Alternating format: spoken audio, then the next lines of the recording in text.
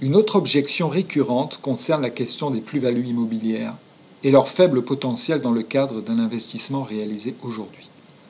Pour y répondre, nous allons utiliser le comparateur de simulation Top Invest et faire un comparatif entre un achat réalisé à une période où les plus-values attendues étaient importantes, par exemple en 2004, et un investissement réalisé cette année, et en faisant également le parallèle avec les taux d'intérêt d'emprunt proposés à ces deux époques.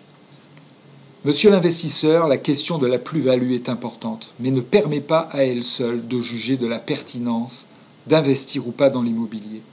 C'est un ensemble de paramètres qui fait ou pas de l'immobilier locatif un bon placement. Quand vous dites aujourd'hui les possibilités de plus-value sont minces, je crois que vous avez raison.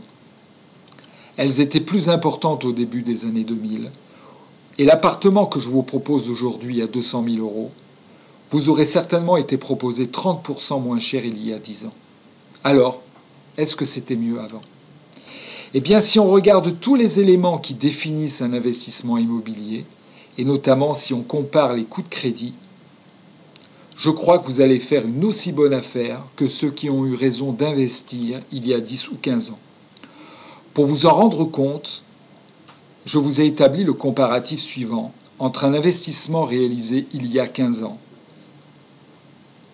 et qui a permis à l'acquéreur de faire une grosse plus-value immobilière, et l'investissement que je vous propose aujourd'hui. Vous voyez que le même appartement acheté environ 50 000 euros plus cher en 2016 a été financé par un prêt qui coûtera 45 000 euros de moins et donc est largement compensé par le coût de crédit si vous aviez acheté en 2004. Pour faire cette démonstration, je réalise une première simulation concernant l'investissement que je vais proposer à mon client.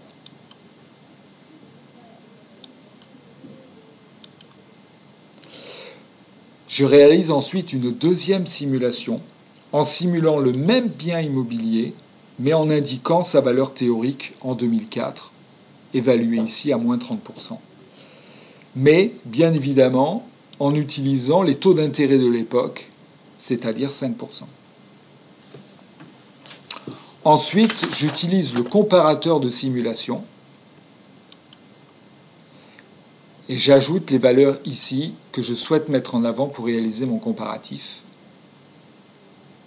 pour montrer que le gain de l'investissement réalisé aujourd'hui n'est pas inférieur à ce qu'il y aurait été il y a une quinzaine d'années.